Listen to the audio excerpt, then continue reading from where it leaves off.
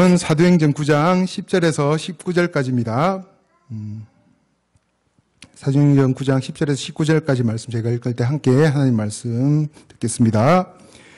그때 다메섹에 아나니아라 하는 제자가 있더니 주께서 환상 중에 불러 이르시되 아나니아야 하시거늘 대답하되 주여 내가 여기 있나이다 하니 주께서 이르시되 일어나 집가라 하는 거리로 가서 유다의 집에서 다소 사람 사울이라 하는 사람을 찾으라. 그가 기도하는 중이니라. 그가 아나니아라 하는 사람이 들어와서 자기에게 안수하여 다시 보게 하는 것을 보았느니라 하시거늘 아나니아가 대답하되 주여 이 사람에 대하여 내가 여러 사람에게 듣사온즉 그가 예루살렘에서 주의 성도에게 적지 않은 해를 끼쳤다 하더니 여기서도 주의 이름을 부르는 모든 사람을 결박할 권한을 대제사장들에게서 받았나이다 하거늘 주께서 이르시되 가라. 이 사람은 내 이름을 이방인과 임금들과 이스라엘 자손들에게 전하기 위하여 택한 나의 그릇이라. 그가 내 이름을 위하여 얼마나 고난을 받아야 할 것을 내가 그에게 보이리라 하시니 아나니아가 떠나 그 집에 들어가서 그에게 안수하여 이르되 형제 사울아 주 곧 내가 오는 길에서 나타나셨던 예수께서 나를 보내어 너로 다시 보게 하시고 성령으로 충만하게 하신다 하니 즉시 사울의 눈에서 비늘 같은 것이 벗어져 다시 보게 된지라. 일어나 세례를 받고 음식을 먹음에 강건하여 지니라. 아멘.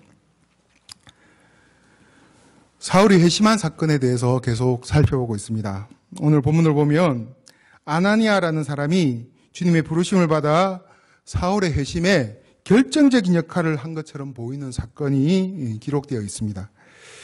본문을 보면 사울이 다메섹까지 예수 믿는 사람들을 잡아오기 위해서 가다가 이제 주님을 만나는 과정에 밝은 빛을 보게 되어 눈이 보이지 않아 다메섹에 들어와 집가라 하는 거리에 유다의 집에 식음을 전폐하고 지금 기도를 하고 있는 중이라고 이 상황에 대해서 기록을 하고 있습니다. 자, 이때 주님께서 아나니아에게 나타나 사울에게 가서 세례를 주고 사도로 기름 부음을 행하라고 말씀을 하신 것입니다. 자, 그런데 주님께 이 말을 들은 아나니아가 처음에 가기 싫어합니다. 아나니아는 사울이 얼마나 교회와 예수 믿는 사람들을 핍박하는 사람인지를 잘 알고 있었기 때문에 그런 것입니다. 자, 그렇지만 주님께서 다시 강권합니다. 주께서 이르시되 가라. 이 사람은 내 이름을 이방인과 임금들과 이스라엘 자손들에게 전하기 위하여 택한 나의 그릇이다라고 말씀하시는 것을 듣고는 이제 그 마음을 돌이켜 이제 바울에게 나아가는 모습을 보이는 것입니다. 아나니아는 이런 과정을 통해 사울에게 가서 안수하고 세례를 주지만 사실 진짜 자기 마음으로는 사울에게 갈 마음이 없었는데 주님의 그 강건에 못 이겨서 떠밀려 간 것이라고 볼 수가 있다는 것입니다. 우리는 쉽게 사울이 바울로 회심하는 과정에 숨겨진 일꾼인 아나니아가 있었다고 생각을 합니다. 다시 말해 하나님께서 아나니아라는 특별한 사람마저 동원해서 바울을 회심시킬 만큼 바울을 특별하게 여기신다는 생각을 하는 경우가 많다는 것입니다. 자, 그런데 이렇게 보면 우리들의 믿음에 있어서 아주 큰 혼란이 생길 수가 있습니다. 그것은 바로 바울이 회심하는 과정에 대한 오해를 하게 되고, 자, 그런 과정에 대한 로망을 가지고 신앙생활을 하게 되는 것입니다.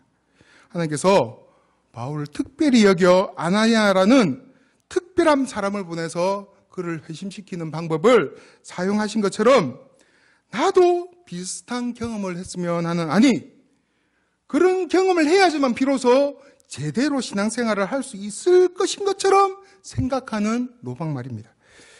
마음속으로 바울의 이런 경험을 부러워하게 되고 그 결과 우리가 지금 별 볼 일 없는 신앙생활을 하는 이유가, 내 영적인 어떤 수준이 자라지 못한 이유가 그런 경험을 하지 않았기 때문이라는 생각을 하게 될 가능성이 많아진다는 겁니다. 자, 그래서 오늘은 성경에 의도한 것과 우리가 바울의 회심에 대해서 일반적으로 생각하는 것 사이에 얼마나 큰 차이가 있는가에 대해서 한번 생각을 해보도록 하겠습니다. 결론적으로 본문에서 바울이 스스로 회심한 흔적은 하나도 찾아볼 수가 없습니다. 바울은 바뀌었습니다. 그렇지만 바울이 어떤 상황과 사건을 보고 스스로 판단하고 결심해서 바뀐 것은 아니라는 것입니다. 우선 본문 앞에 있는 읽진 않았지만 9장 1절을 보면 이 사울이 주의 제자들을 향해 여전히 위협과 살기가 등등하여 다메섹으로 가는 장면을 볼 수가 있습니다. 자, 이 당시에 이 모습 속에서 사울이 회심할 의사나 징조가 전혀 보이지 않습니다.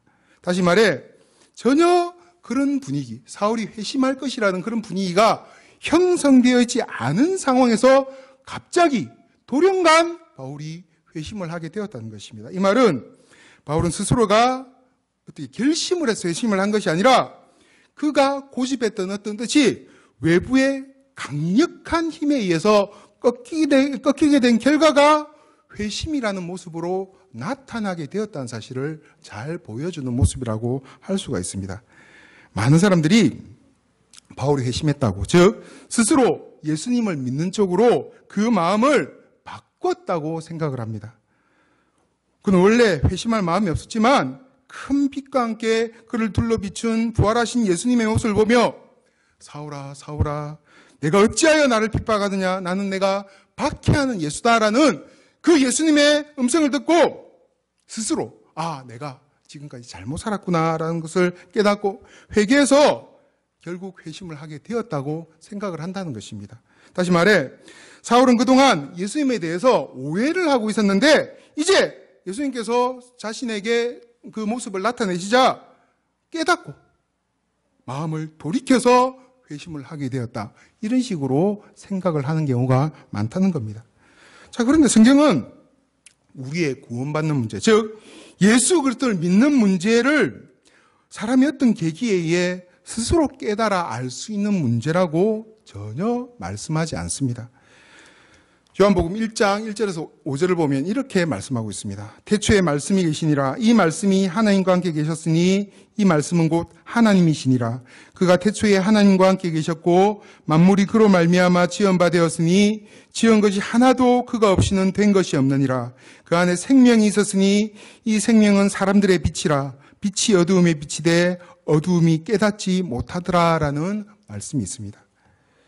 자, 이 말씀에서 죄로 인해 죽어 있는 모든 사람은 깜깜한 어두운 가운데 살아가는 장님과 같은 존재라고 표현을 하고 있습니다. 장님이 어떤 존재입니까? 장님에게 아무리 밝은 빛을 비춰도 그 사람은 그 밝음을 깨닫지 못합니다. 아무리 밝은 장소에 있어도 그는 어두운 곳에 있는 존재일 수밖에 없다는 것입니다. 그래서 빛이 어두움에 비치되 깨닫지 못하는 모습으로 죄인된 사람의 모습에 대해서 표현을 하고 있는 것입니다. 자, 그 뒤에 있는 요한복음 1장 9절에서 11절을 보면 또 이렇게 말씀합니다. 참빛 곧 세상에 와서 각 사람에게 비치는 빛이 있었나니 그가 세상에 계셨으며 세상은 그로 말미암아 지은 바 되었으되 세상이 그를 알지 못하였고 자기 땅에 오매 자기 백성이 영접하지 아니하였으나. 자, 우리는 예수님이라는 빛을 보면 그분이 빛인지 모를 뿐만 아니라 더 나아가 하나님이 원하는 모습과 정반대의 모습을 보인다는 겁니다. 자, 그 정반대의 모습은 바로 빛이신 그분을 영접하지 않는 모습입니다. 영접하지 않는다는 말은 받아들이지 않고 거부하고 배척하는 모습을 보인다는 겁니다. 자, 그 뒤에 있는 요한복음 3장 16절 19절을 보면 사람들의 이런 모습에 대해 이렇게 또 표현을 합니다. 하나님이 세상을 이처럼 사랑하사 독생자를 주셨으니 이는 그를 믿는 자마다 멸망하지 않고 영생을 얻게 하려 하심이라. 하나님이 그 아들을 세상에 보내신 것은 세상을 심판하려 하심이 아니요 그로 말미암아 세상이 구원을 받게 하려 하심이라. 그를 믿는 자는 심판을 받지 아니하는 것이요 믿지 아니하는 자는 하나님의 독생자의 이름을 믿지 아니함으로 벌써 심판을 받은 것이니라. 그 정죄는 이것이니 곧 빛이 세상에 왔으되 사람들이 자기 행위가 악함으로 빛보다 어두움을 더 사랑한 것이니라. 사람은 진리와 사실을 볼 눈이 없으며 그래서 진리와 사실이라는 것을 사랑할 수 없는 존재라는 겁니다. 스스로 그렇게 할 수 없는 존재라는 겁니다. 그래서 사람은 스스로의 힘과 노력으로는 진리이신 하나님을 알 수도 없고 사랑할 수도 없는 것입니다. 이것에 대해 로마서 3장 9절에서 18절을 보면 이렇게 말씀을 합니다. 그러면 어떠하냐? 우리는 나으냐? 결코 아니라. 유대인이나 헬라인이나 다 죄 아래에 있다고 우리가 이미 선언하였느니라. 기록한 바 의인은 없나니 하나도 없으며 깨닫는 자도 없고 하나님을 찾는 자도 없고 다 치우쳐 함께 무익하게 되고 선을 행하는 자는 없나니 하나도 없도다. 그들의 목구멍은 열린 무덤이요 그 혀로는 속임을 일삼으며 그 입술에는 독사의 독이 있고 그 입에는 저주와 악독이 가득하고 그 발은 피 흘리는 데 빠른지라. 파멸과 고생이 그 길에 있어 평강의 길을 알지 못하였고 저희 눈앞에 하나님을 두려워함이 없느니라 한과 같으니라. 무슨 말입니까? 인류 역사를 통틀어 어떤 한 사람도 스스로 하나님을 찾거나 의롭게 행한 사람이었고 하나님이 나타나도 알아보는 사람이 없으며 사랑했던 사람도 없었다는 겁니다. 이것이 인류 역사가 지금까지 걸어오면서 남겨놓은 피할 수 없는 증거라는 겁니다. 사람은 스스로 하나님을 알 수도 없고 그 하나님을 사랑할 수도 없는 존재라는 것에 대한 분명한 증거를 인류 역사가 하고 있다는 겁니다. 그런데도 하나님께서 우리에게 바울에게 그랬던 것처럼 좀 더 분명하게 나타나시면 내가 항복을 할 것이라는 생각을 하는 사람들이 의외로 많이 있습니다. 내가 지금 이렇게 살아가는 것은 그렇게 분명하게 나타나지 않았기 때문이다. 하나님께서 그렇게 바울에게 보이셨던 것처럼 분명하게 보이시면 누가 항복을 안 하겠나 하는 식의 생각을 하는 사람들이 많다는 것입니다. 그래서 그렇게 생각하는 사람들은 본문에서 바울이 이 회심한 사건에 대해 바울의 회심이라고 꼭 부릅니다. 다시 말해 본문에 나타난 사방을 둘러 비친 그 빛과 그 귀에 들리는 음성으로 인해 바울이 스스로 생각하고 판단해서 그가 바뀌었을 것이라는 생각을 한다는 겁니다. 바울이 회심하게 된 결정적인 원인이 바울의 판단과 결심에 있는 것처럼 생각을 한다는 것입니다. 자, 성경은 처음부터 끝까지 계속 그렇지 않다는 사실을 너무도 분명하게 교훈하고 있습니다. 사도행전 22장 9절을 보면 나와 함께 있는 사람들이 빛은 보면서도 나더러 말하시는 이의 소리는 듣지 못하더라라고 말씀을 하고 있습니다. 자, 사울이 주님을 만난 그때에 사울만 그 빛 속에서 주님을 보고 그 말을 들었고 주변에 있는 사람들은 똑같이 그 빛은 봤는데 소리는 듣지 못했다라고 지금 말씀을 하고 있는 것입니다. 자, 그런데 오늘 본문인 사도행전 9장 7절을 보면 같이 가던 사람들은 소리만 듣고 그 빛은 보지 못했다라고 말씀을 하고 있습니다. 왜? 사도행전 9장에서는 들었는데 못 봤다고 말하고 있고 똑같은 사도행전 22장에서는 봤는데 못 들었다고 말씀을 하고 있을까요? 왜 이렇게 같은 장면에 대해서 다르게 표현을 하고 있느냐는 겁니다. 그것은 바로 바울은 그 빛의 실체를 받고 그 소리의 내용을 들었지만 다른 사람들은 그 빛의 실체를 보지 못했고 그 소리의 내용을 듣지 못했기 때문에 이렇게 표현을 한 것입니다. 자, 요한복음 12장 28절 29절을 보면 이런 장면이 등장합니다.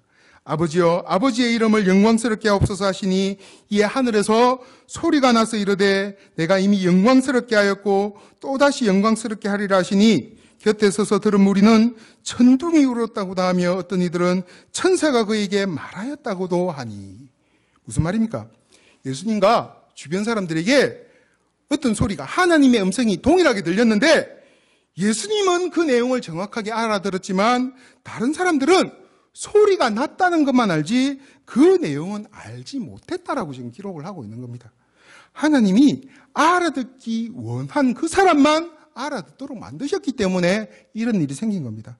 하나님께서 이렇게 하신 이유는 하나님께서 그 당시 당신이 전하고픈 내용을 듣기 원하는 존재에게만 그 말이 들리도록 했기 때문입니다. 하나님께서 택한 사람만 그 말을 들을 수 있도록 하셨다는 겁니다. 왜냐하면 하나님께서 택한 그 사람의 마음을 돌이키기 위해서 그 사람에게만 특정해서 그런 작업을 하셨기 때문에 그런 것입니다. 즉 그 사람의 마음이 그렇게 바뀐 것은 하나님의 작업에 의해서 이루어진 일이라는 겁니다. 많은 사람들이 있었는데 그중에 그 사람만 그런 일이 일어나도록 하나님께서 만드셨다는 겁니다.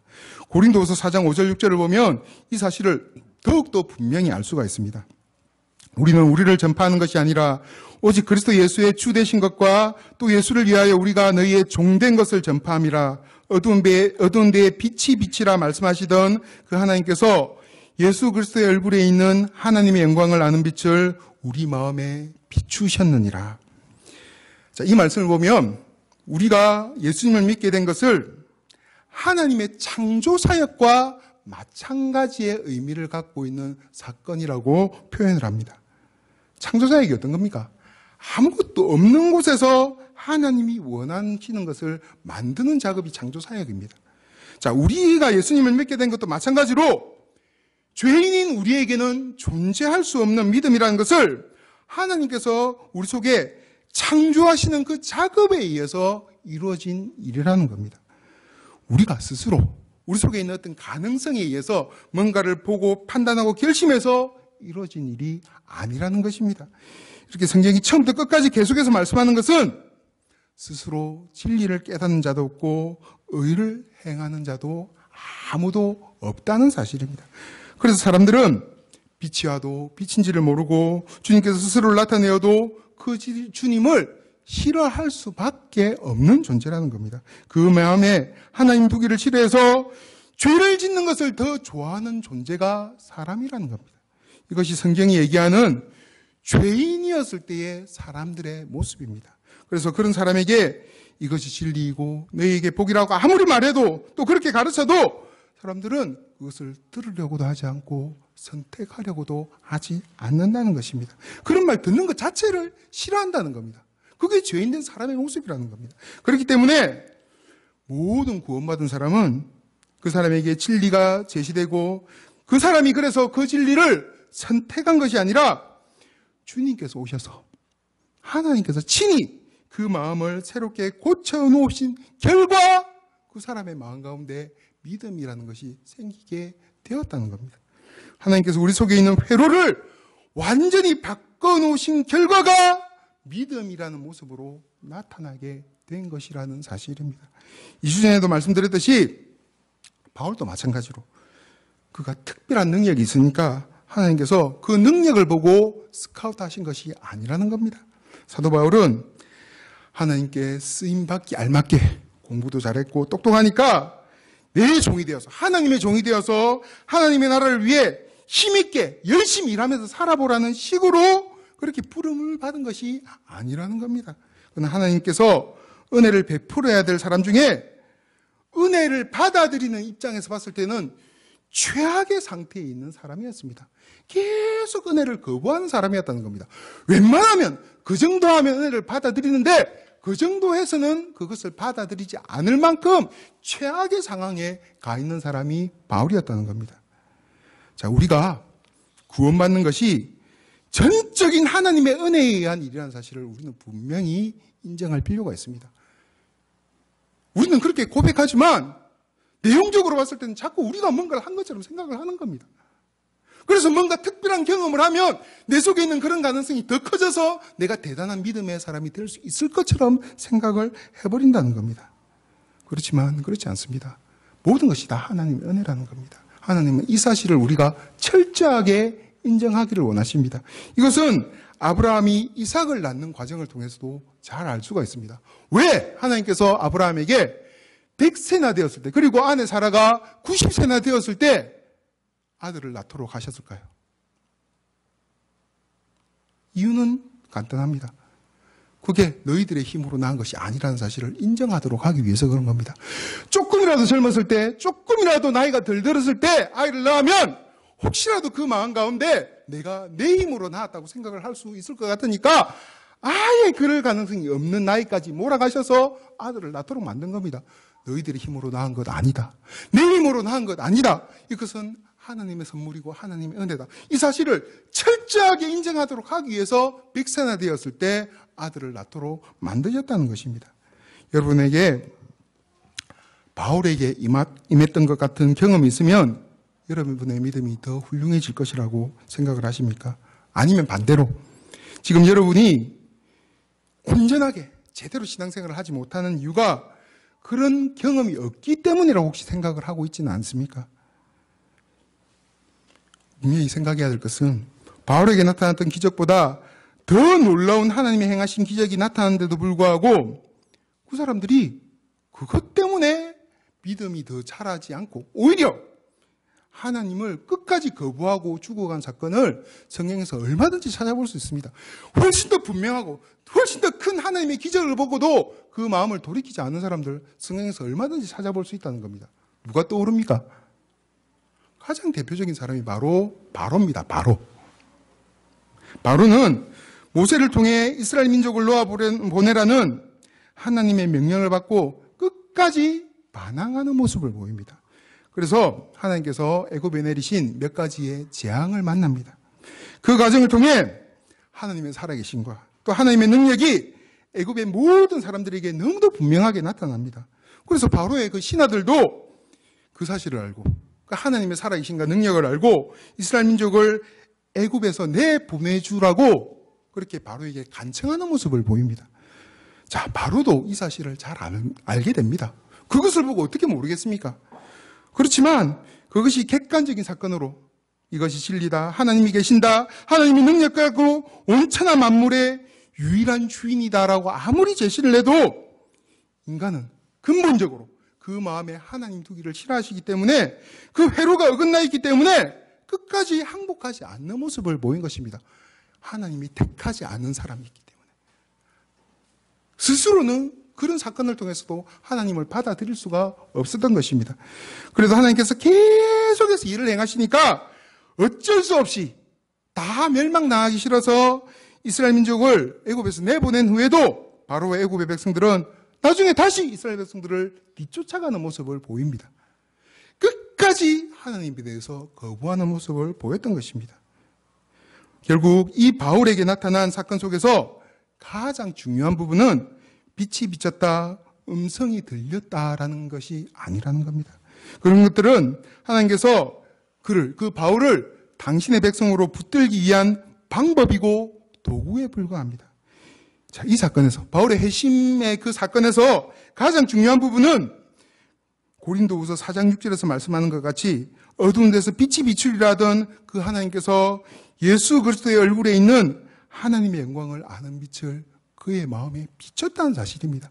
그 일을 행한 분이 하나님이라는 사실입니다. 즉 주님이 누구신가, 하나님이 누구신가를 알며 깨달으며 항복하고 그 앞에 무릎 꿇게 하는 이 창조 사역을 하나님께서 친히 사울 안에, 그 바울 안에 행하셨다는 것이 그 사건에 있어서 핵심이라는 것입니다. 그렇기 때문에 다메섹 도상에서 사울의 심한 사건은 사울이 어떤 상황, 어떤 장면을 보고 내가 여태껏 어두운 데 있었구나, 내가 왜 이런 주님을 핍박했더란 말인가라는 생각을 하고 스스로 돌이킨 사건이 아니라는 것입니다.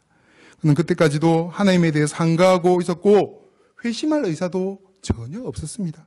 그런 바울에게 빛이 비치고 음성이 들려서 그가 회심한 것이 아니라 하나님께서 그 빛과 음성을 방편으로 해서 그것을 도구로 해서 그런 바울의 마음을 뒤바꿔 놓은 사건 때문에 비로소 우리가 아는 믿음의 사람, 땅끝의 사람 바울이 될 수가 있었다는 것입니다. 빛이 비쳤고 소리가 들려서가 아니라 주님께서 그 마음을 친히 바꿔 놓으셨기 때문에 바로 그런 변화가 일어날 수 있게 되었다는 것입니다. 하나님께서 그를 새롭게 예수님을 믿는 사람으로 창조한 결과가 그런 모습으로 나타나게 된 것이라는 사실입니다. 저와 여러분은 어떻게 지금 이 자리에 앉아 있고 어떻게 여기까지 왔다고 생각을 하십니까?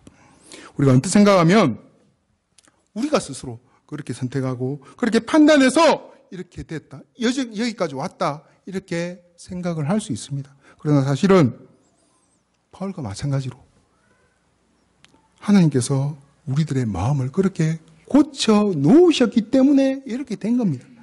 그래서 사도 바울의 마음을 바꾼 것처럼 동일하게 우리의 마음도 그렇게 바꿔 놓으셨기 때문에 우리가 지금 이렇게 신앙생활을 하며 성도로서 살아가게 되었다는 것입니다.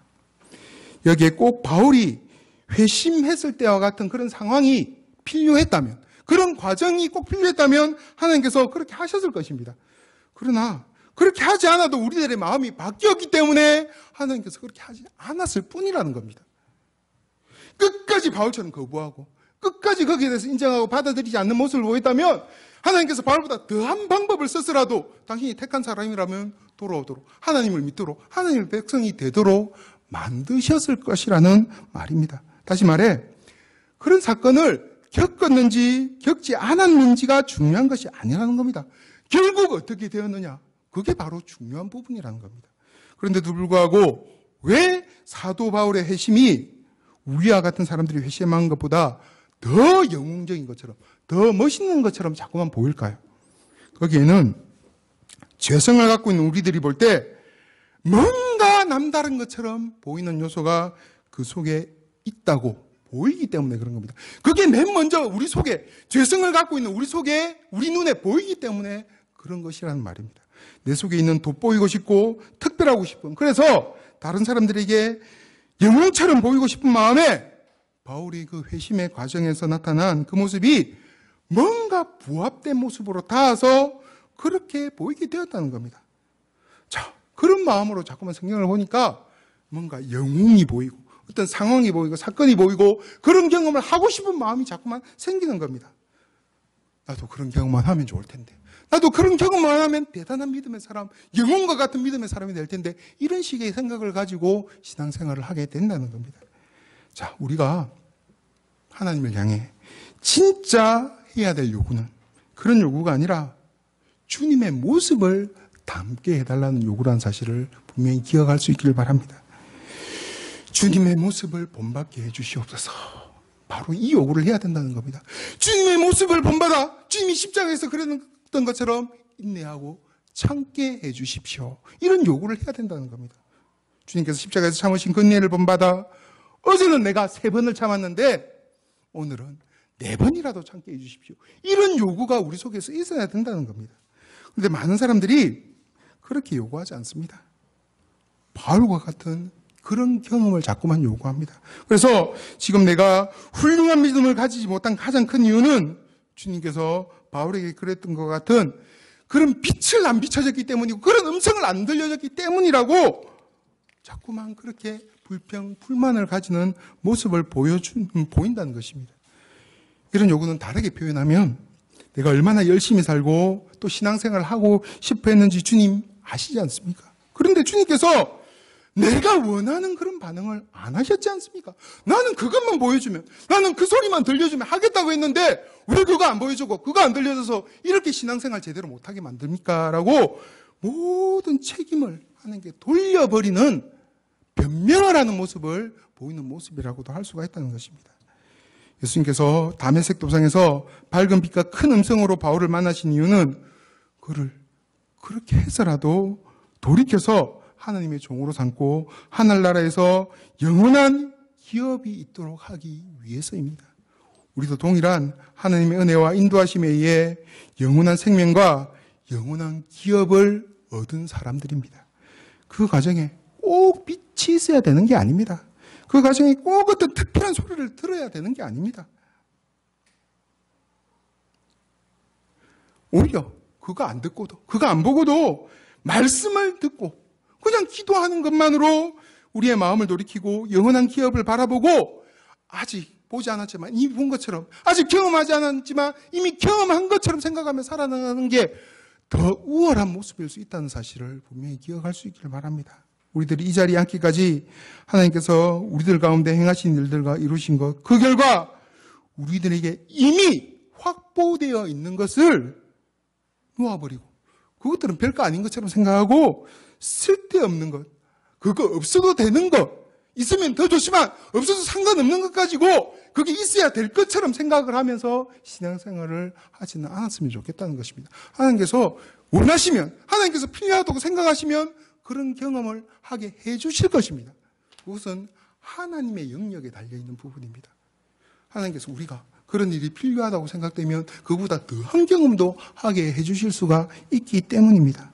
우리의 완성과 복을 위해 하나님의 크신 능력과 지혜로 우리를 선한 길로 인도하며 복된 길로 인도하기 위해 하나님께서는 세상의 모든 것들을 사용하실 만큼 우리들을 소중히 여기며 사랑하시는 분이십니다. 이미 우리에게 그런 일들이 시행되었고 지금도 시행되고 있으며 앞으로도 하나님께서는 우리들이 잘 되도록 하기 위해서라면 어떤 일이라도 하실 수 있는 분이라는 사실을 분명히 기억할 수 있길 바랍니다. 지금 우리에게 하나님께서 최선을 다하고 있다는 사실을 분명히 기억해야 한다는 겁니다. 하나님께서 우리에게 주시는 것들을 온전히 누리면서 살아가는 것이 제일 중요한 일이라는 겁니다. 나에게 하나님께 주시는 것들은 가치없게 생각하고 별 볼 일 없이 생각하고 뭔가 다른 것, 뭔가 대단한 것처럼 보이는 것들만 자꾸 바라보며 추구하며 그것들이 우리를 궁극적으로 잘되게 만들 것이라는 환상을 갖고 살아가는 것은 그렇게 바람직한 모습이 아닐 가능성이 많다는 것입니다. 주님의 백성된 우리들이 이 복된 이치와 신분을 놓치지 않고 승리하고 더 열심을 품고 주를 사랑하며 건강한 믿음의 사람들로 자라갈 수 있었으면 참 좋겠습니다. 우리에게 주시는 하나님의 지금 이 자리, 이 순간 하나님께 주시는 그 사랑, 그 은혜, 하나님의 그 은혜의 방편들을 놓치지 않고 받아 누리기 위해 조금 더 집중하며 그것들을 온전히 받아 누림으로 더욱더 온전한 믿음의 사람들로 살아갈 수 있는 저와 여러분들이 될 수 있기를 간절히 바랍니다.